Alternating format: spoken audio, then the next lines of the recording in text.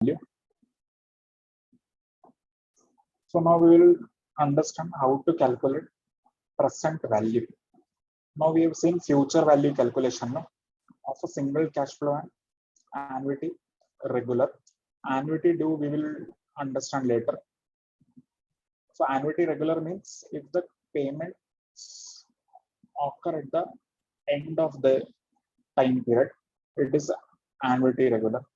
And future value of annuity regular, we have understood how to calculate. Suppose 500 rupees you are investing every year at the end of each year. What will be the amount after 7 years? That we have understood how to calculate. Suppose you are investing the amount in the beginning of the year, then a little bit difference will be there in calculation. That we will understand later on. Before that, we will understand how to calculate the present value of a cash flow. So what is a present value? We have already understood. The present value is the today's value of the tomorrow's money. Present value is the today's value of tomorrow's money discounted at the interest rate. Future value is the tomorrow's value of today's money compounded at the interest rate. So very important, whenever we will talk about investment, savings, there we are using future value. Suppose if you have put 1 lakh rupees on a fixed deposit for 5 years, we will be interested in calculating the future value of that amount. Okay. Present value where we will calculate whenever we are investing in projects, etc. Okay, when we will want to take some major big decisions about investing that in projects. At that time, we will use the concept of present value. Okay, because present value is a reverse concept. It is the today's value of tomorrow's money. Understood? Present value is what? It is the today's value of tomorrow's money. Clear? And future value means what? Simple logic.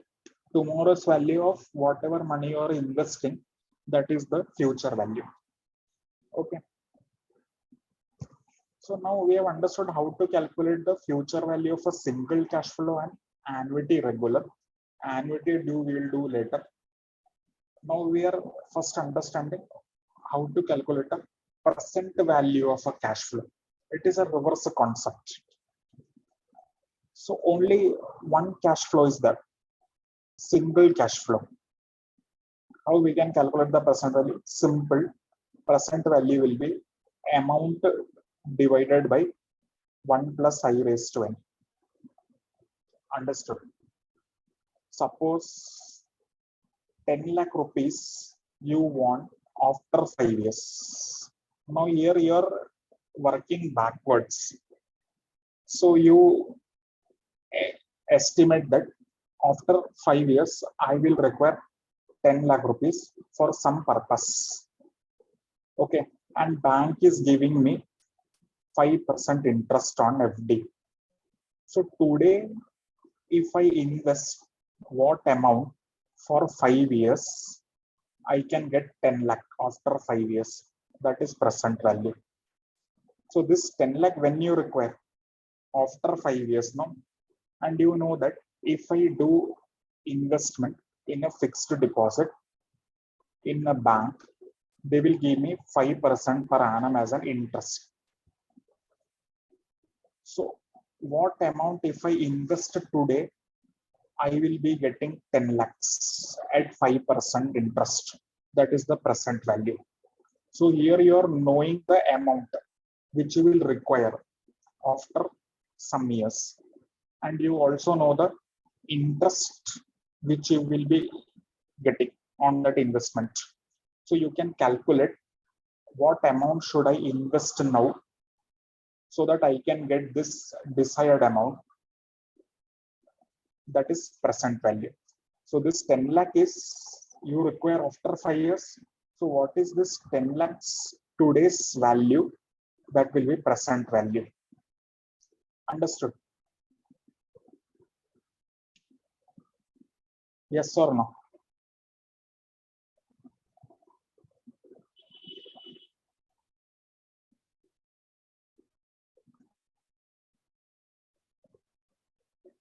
Okay, yeah. So see, find the present value of 10,000 to be required after 5 years if the interest rate is 9%. So simple question they are saying, after 5 years you require 10,000. So what should be the amount you should invest today for getting this 10,000 after 5 years? So that will be the present value of 10,000. And rate of interest given is 9%. Simple.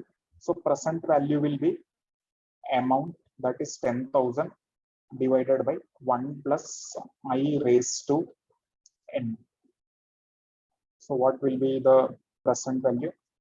10,000. This is the amount required. 1 plus I is the percentage, 0.09. For how many years you are investing? 5 years. Okay. So first you calculate this 1 plus 0.09 into equal to how much time you will press?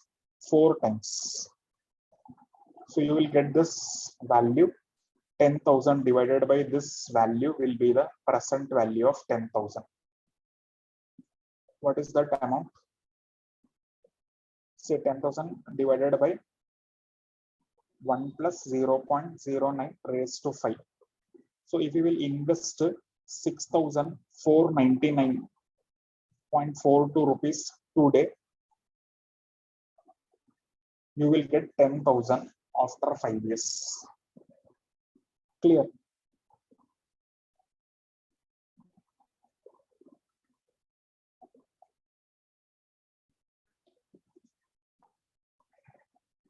Understood? Yes or no?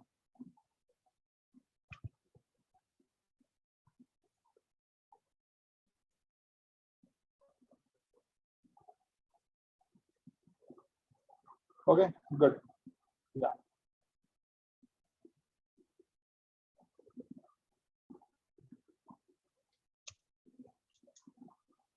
Okay, so this we have done about the present value calculation of a single cash flow. Now next is the simple interest. This everybody have done from the school also. Simple interest calculation. Simple interest you can calculate by this formula, P into N into R divided by 100. P is the principal amount which you will be depositing.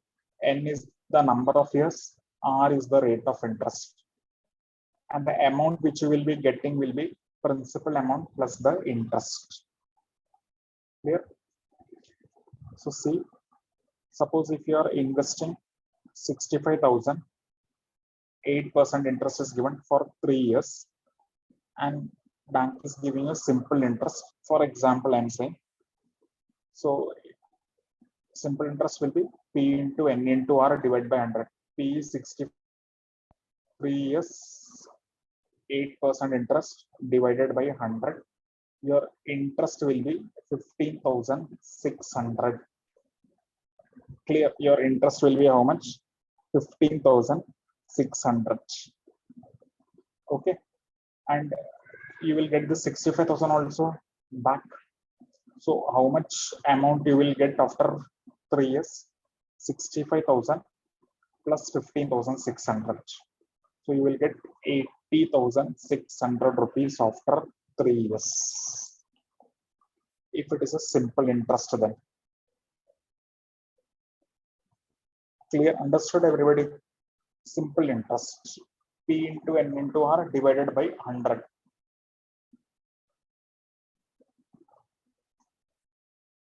Next is a compound interest.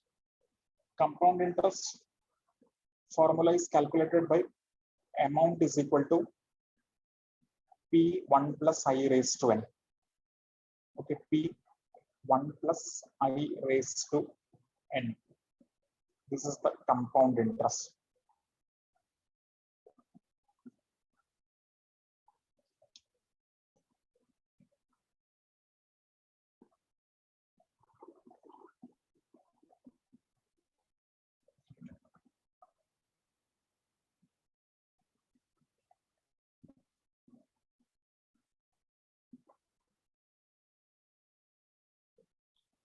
Clear? Now, simple interest we have seen. Same example we will see for compound interest also. 65,000 you are depositing for 3 years, 8% interest, but it is compounded. Okay, it is compounded. There we have seen simple interest. So if it is compounded, no, if compound interest is there, how we will calculate the amount? Amount will be principal amount 65,000, 1 plus I will be 0.08 raised to 3. Clear? So 1 plus 0.08 into equal to 2 times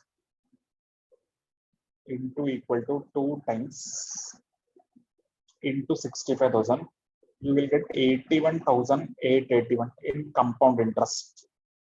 But same amount at same rate of interest, if you will see in simple interest, it here little less amount you are getting, 80,600 only you are getting. But same thing in compound interest case, you are getting 81,881. Why this is that? Anybody can tell this concept? Why in compound interest you are getting more amount and in simple interest you are getting less amount? See, same amount for same years at same percentage. If it is simple interest, you are getting only 80,600. Okay, and if it is a compound interest, you are getting 81,881. Why it is like that? Anybody can tell? What is a concept? Because in compound interest, you will get interest on interest. In simple interest, it is not like that. Okay, here in compound interest, first year interest will be eligible for second year's interest. Similarly, first and second year interest, you will get third year interest on that. That is compounding, no? Okay, in simple interest, that is not applicable. That's why you get less amount in case of a simple interest, and you are getting more amount in case of a compound interest. Clear?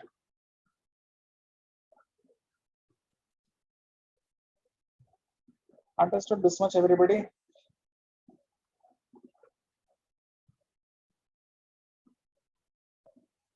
Yes or no?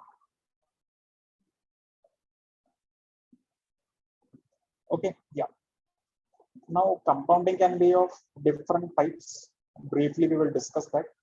If it is an annual compounding, interest will be compounded one time. Number of times interest is compounded is 1 in case of an annual compounding. If it is an semi-annual compounding, number of times will become 2. Okay, this is also called as half-yearly compounding. Means in a year, you will get 2 times interest in a year. So in that case, n will become 2. Number of times that is compounded will become 2. That is, m will become 2. In case of a quarterly compounding, number of times interest is compounded is 4.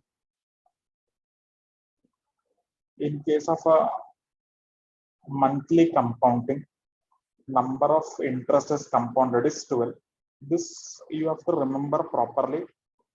In which compounding, how many times interest is compounded, it will come in objective questions. So let us revise again. In case of an annual compounding, number of times interest compounded is 1. In case of a semi-annual compounding, number of times interest compounded is 2. In case of quarterly compounding, number of times interest compounded is 4. In case of monthly compounding, number of times interest compounded is 12. In case of a daily compounding, daily interest is compounded. Here number of times interest is compounded is 365. 365 days are there. In case of a continuous compounding, there is also a concept of continuous compounding.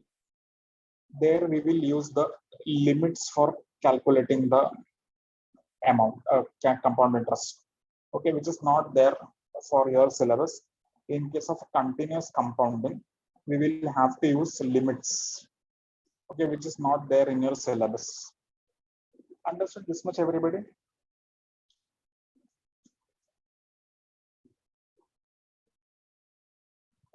Yes, any confusion is there? You can put it in the message box.